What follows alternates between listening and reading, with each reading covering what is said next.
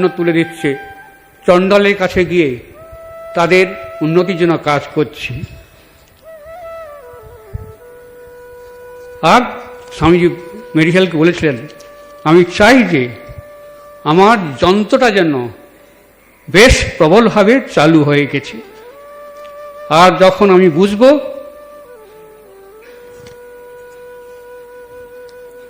যে সমগ্র মানব জাতির কল্যাণে অন্তত ভারতে একটা যন্ত্র চালিয়ে গেলাম, যাকে কোনো শক্তি দাবাতে পারবে না, তখন ভবিষ্যতের চিন্তা ছেড়ে দিয়ে আমি ঘুমোবো। এই চণ্ডালের সেবা, পারিয়ার সেবা, দুঃখীদের সেবা, স্বামীজির কাছে এটাই ছিল ধর্ম। তারাই ছিলেন স্বামীজির উপাস্য দেবতা, আর অন্য কিছু নয়। শ্রীরামকৃষ্ণ যে দায় স্বামীজিকে দিয়েছিলেন, স্বামীজি তা পূর্ণভাবে পালন করলেন। শ্রীরামকৃষ্ণ তাকে বলেছিলেন, তুই কাঁধে করে যেখানে নিয়ে যাবি আমাকে, আমি সেখানেই থাকব। স্বামীজি তাই করলেন, বেলুড় মঠ প্রতিষ্ঠা করে।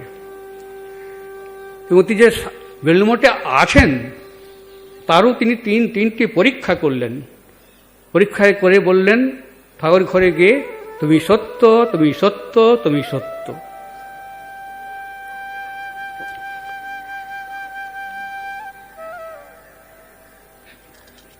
বললেন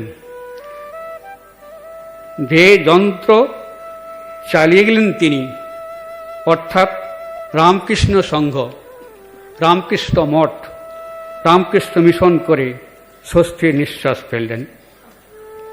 এই যন্ত্রকে কোনো শক্তি দাবাতে পারবে না, মাঝে মাঝে নাড়াচাড়া হবে, কিন্তু শ্রীরামকৃষ্ণের শক্তিতে বলিয়ান কিছুই করতে পারবে না সংঘকে।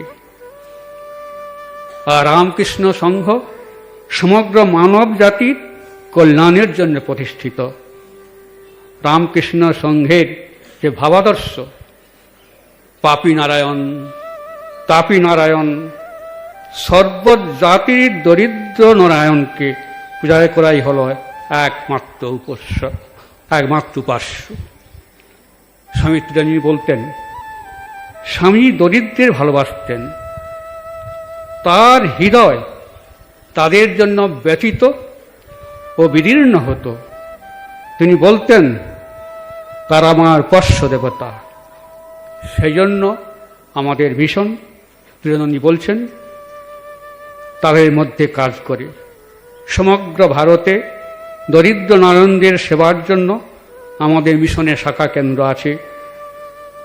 আমরা তাদের বিনামূল্যে শিক্ষা ও ঔষধপত্র দিয়ে থাকি। আমরা দরিদ্ররূপী নারায়ণেই সেবাই করি।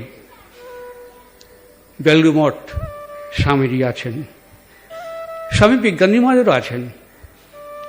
একদিন রাতের বেলা বিজ্ঞান মহারাজ স্বামীজির ঘর থেকে কান্নার শব্দ শুনতে পেলেন। বিজ্ঞান মহারাজ ঘর থেকে বেরিয়ে স্বামীজি ঘরে উঁকি দিলেন, দেখলেন স্বামীজি করুণ স্বরে কাঁদছেন। বিজ্ঞান মহারাজ জিজ্ঞেস করলেন, স্বামীজি আপনার শরীর ঠিক নেই? বিজ্ঞান মহারাজের কথায় স্বামীজির হুঁশ এলো। স্বামীজি বললেন, কে পেশন? আমি মনে করছি তোরা সব ঘুমিয়ে পড়েছিস, মার শরীর ঠিক আছে, কিন্তু দেশের দুর্দশার কথা চিন্তা করে আমার ঘুম আসছে না, মন ছটফট করছে। এই জন্য ঠাকুরের কাছে প্রার্থনা করছি, দেশে সুদিন আসুক আর দুর্দিন দূর হোক। স্বামীতে সেই কান্না ব্যর্থ হয়নি ঠাকুরের কাছে দেশের সুদিনের জন্য। আজ দেখা যাচ্ছে দেশের কত রকম উন্নতি হয়েছে, মানুষের জীবনযাত্রা কত ভালো হয়েছে। 1917 সাল, বেলুড় মঠ। স্বামী তুরানন্দজি স্বামী ঘরে বারান্দায় বসে আছেন। বিকেল 4টা কি 5টা হবে। কলেজ বিশ্ববিদ্যালয়ের পড়া কয়েকজন যুবক তুরানন্দজিকে প্রণাম করে বললেন, বাবুরাম মহারাজ আমাদেরকে আপনার কাছে পাঠিয়েছে, আপনি কিছু বলুন। তুরানন্দজি মহারাজ তাদের সে হাসি ঠাট্টা করছে। তাদের মধ্যে একজন যুবক বললেন, আমাদের সংস্কার তেমন ভালো নয়। এই শুনে তুরানন্দজি মহারাজ বললেন, কিছু না করলে কি করে হবে, এখনই আরম্ভ করে দাও, করব করব মনে ফেলে রাখলে হবে না, মন্ত্রের সাধন কিংবা শরীর পতন, এরূপ দৃঢ় সংকল্প চায়। স্বামীজি তোমাদের দেখলে কতই না আহ্লাদ করতেন। তিনি তোমাদের মতো ইয়ং ম্যানকে ভয়ানক ভালোবাসতেন। তোমরা কিছু করো এই চাইতেন। যখন এসে পড়েছ তখন আর বিলম্ব করো না, কাজে লেগে যাও। স্বামীজি চাইতেন যুবকরা তার সেবা ধর্মে ঝাঁপিয়ে পড়ুক, জীবনপাত করুক। বেলিমঠে আরেকটি ঘটনা। স্বামীজি আছেন, তুরানন্দজি মহারাজ আছেন। কোন আমেরিকান মহিলা 40,000 টাকা এনে স্বামীজিকে দিলেন। বললেন, স্বামীজি এই টাকা দিয়ে আপনি আপনার পরিকল্পনা অনুসারে মেয়েদের জন্য একটি মঠ করুন। স্বামীজি তার টাকা দিলেন না। পরে তুরানন্দজি মহারাজ জিজ্ঞেস করলেন স্বামীকে এর কারণ। স্বামীজি নির্ভীকভাবে বললেন, হরি ভাই, তুমি তো জানো নারী মঠ স্থাপনের জন্য আমি কত ব্যগ্র। বিনা শর্তে এই টাকা দিলে আমি কখনো প্রত্যাখ্যান করতাম না, কিন্তু টাকাটা দিয়েই যে সারা জীবন মুরলিটি করতে চায়, তাতে আমার পরিকল্পনা ঠিক ঠিক কার্যে পরিণত হবে, তাই টাকা নিলাম না।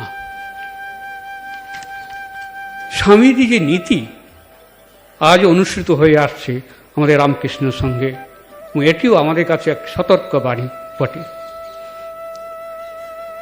স্বামী তুরানন্দজি মহারাজ স্বামীজির মাহাত্ম্যের কথা বলতেন। তিনি ছিলেন প্রকৃত সন্ন্যাস। ঐশ্বর্যে দারিদ্র্যে তিনি সমান থাকতেন।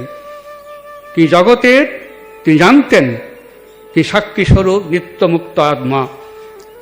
সুখ বা দুঃখ তাকে বিচলিত করতে পারত না। দুনিয়াটা ছিল তার কাছে রঙ্গমঞ্চ। কি সুন্দরভাবেই না তিনি এই রঙ্গমঞ্চে অভিনয় করে গেলেন। পরার্থী ছিল তার জীবন ধারণ। তার স্বার্থপরতার লেশমাত্র ছিল না। তার নিজের কোনো মতলব বা স্বার্থ ছিল না। ঠাকুরের বাণী সাধন প্রচারেই ছিল তার জীবনব্রত। আমাদের ঠাকুর বলতেন, সে যথেচ্ছ চলতে পারে, তাতে তার কোনো দোষ হবে না। বলরাম মন্দিরে স্বামী তুরানন্দজি মহারাজ আছেন। ক্যালকাটা ট্যুরিজম থেকে নির্বেদানন্দজি ও অন্যান্যরা এসেছেন। তাদের দেখে তুরানন্দজি নিজে থেকে বললেন, স্বামীজি একবার আমাদের বললেন, তার গুরু ভাইটিকে, তোমরা আগে আমাকে বোঝো, তারপর তাকে, তার ঠাকুরকে বোঝবার চেষ্টা করবে। তখন একজন শ্রোতা প্রশ্ন করলেন, কেন? স্বামীজিকে না বুঝলে কি ঠাকুরকে বোঝা যায় না? তুরানন্দজির উত্তর, দেখো, স্বামীজি আর কিছু না হলেও একটা সম্পূর্ণ মানব, পারফেক্ট ম্যান। এর সম্পূর্ণ মানবের ধারণাই যদি না করা যায়, তবে ভগবানের ধারণা করা কি সম্ভব? তাই স্বামীজি বলতেন, আগে আমাকে বোঝো, পরে ঠাকুরকে বুঝবি। স্বামী সুধানন্দজি মহারাজ একবার বলেছিলেন, গুরু ভাইদের প্রতি তার স্বামীজির অগাধ ভক্তি ভালোবাসা ছিল। স্বামীজি কথা তিনি বলতেন, কত রাত তাকে দেখেছি, চোখে ঘুম নেই, ঘরময় ঘুরে বেড়াচ্ছেন। আর কার সঙ্গে যেন কথা কইছেন। আমি মাঝে মাঝে দোরগড়ায় গিয়ে দাঁড়াতুম, আমায় দেখে বলতেন, খোকা ভাই, এক গ্লাস জল দে, একটু তামাক দে, এইরকম সব বলতেন। কতদিন তার বিছানায় শুতে বলতেন, দু একবার শুয়েছি। আলমোড়ায় একবার খোকা মহারাজ স্বপ্ন দেখেছিলেন। স্বামীজি বলছেন, খোকা, ওই পাহাড়গুলো ভেঙে চুরে সমান করে ফেলতে হবে। খোকা মহারাজ অবাক, ভাবছেন এর মানে কি, এর অর্থ কি? তখন স্বামীজি বললেন, সবাইকে উঠাতে হবে, ছোট বড় ভেদ দূর করতে হবে। বেলুড় মঠে স্বামীজিকে স্বামী বিজ্ঞানী বাবা জিজ্ঞেস করেছিলেন, আমরা ঠাকুরের যে ভোগ দিই, ঠাকুর সত্যি সত্যি গ্রহণ করেন কি না? ঠাকুরের পার্ষদ বিজ্ঞান মহারাজের মনেও সন্দেহ ছিল। তখন তিনি সরাসরি স্বামীজিকে জিজ্ঞেস করেছিলেন, আচ্ছা স্বামীজি, ঠাকুরকে যে ভোগ দিই, তিনি তা গ্রহণ করবেন? উত্তরে গম্ভীর হয়ে গেলেন স্বামীজি।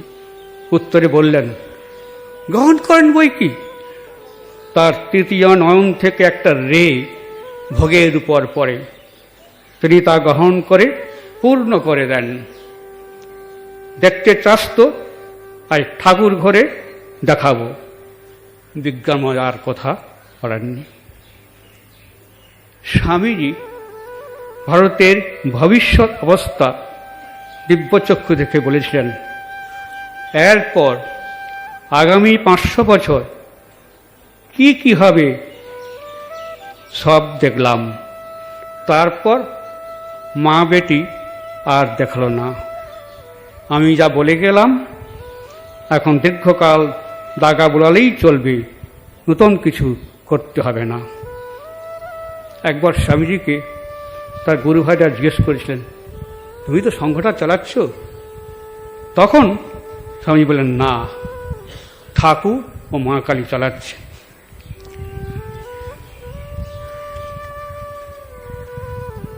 এই স্বামীজির কাজের জন্য সর্বোচ্চ সৎকৃষ্ট সম্মান জানিয়েছেন স্বয়ং শ্রী মা। এক ভক্ত স্বামী কষ্টের কথা তুললেন শ্রী মার কাছে। শ্রী মা বলেছিলেন, না, তাকেও, নরেনকেও খুব ভুক্ত হয়েছে, পেচ্ছাপের অসুখ, সর্বদাই গা জ্বালা করত, তবু খেটে খেটে মুখ দিয়ে রক্ত উঠিয়েছেন। ভক্ত মুখ দিয়ে রক্ত উঠিয়েছেন? মুখ দিয়ে রক্ত পড়েছিল? মা বলেন, মুখ দিয়ে রক্ত পড়েনি, কিন্তু এত পরিশ্রম করেছিলেন যে রক্ত ওঠা পরিশ্রম। তারপরে আরেক ভক্তের প্রশ্নের উত্তরে মা বলছিলেন, হ্যাঁ বাবা, তিনি নিজের দেহে রক্ত দিয়েছিলেন পরের জন্য। নরেন তো বিলাত থেকে ফিরে এসে এই সব করলে, তাই ছেলেদের দাঁড়াবার একটু জায়গা হয়েছে। 1902 খ্রিস্টাব্দ। স্বামীজি সর্বদা ধ্যান তন্ময়ে থাকতেন, আর ঠাকুর ও জগদম্বার চরণে মিলিত হওয়ার জন্য ব্যগ্রতা প্রকাশ করতেন। সকলেই লক্ষ্য করতেন, সব বিষয়ে যেন তার একটা উদাস ভাব, আর সংক্ষিপ্ত চিত্তে স্মরণ করতেন শ্রীরামকৃষ্ণের ভবিষ্যৎবাণী, ও যখন নিজেকে জানতে পারবে তখন আর দেহ রাখবে না। একদিন একজন তার গুরু ভাই বিভিন্ন পুরানো বিষয়ে আলোচনা করতে করতে জিজ্ঞেস করলেন, আচ্ছা স্বামীজি, এখন কি আপনি বুঝতে পেরেছেন আপনি কে? স্বামীজি নিঃসংকোচে উত্তর দিলেন, হ্যাঁ, পেরেছি বই কি। সে উত্তরে সকলে স্তব্ধ হলেন, আর কেউ বাক নিষ্পত্তি করতে পারলেন না। তারা বুঝলেন আশাদীপ নির্বাপিত হবার আর বেশি দেরি নেই, যে কোনো দিন তিনি চলে যেতে পারেন। চলেও গেলেন তার বেশ কয়েকদিন পরে। কিন্তু স্বামী চিরকাল রয়ে গেলেন তার নিজের ঘরে। আজও তিনি আছেন তার ঘরে। একদিন বিজ্ঞান মহারাজ বেশি রাতে কলকাতা থেকে ফিরছেন, তখন স্বামী সশরীরে নেই।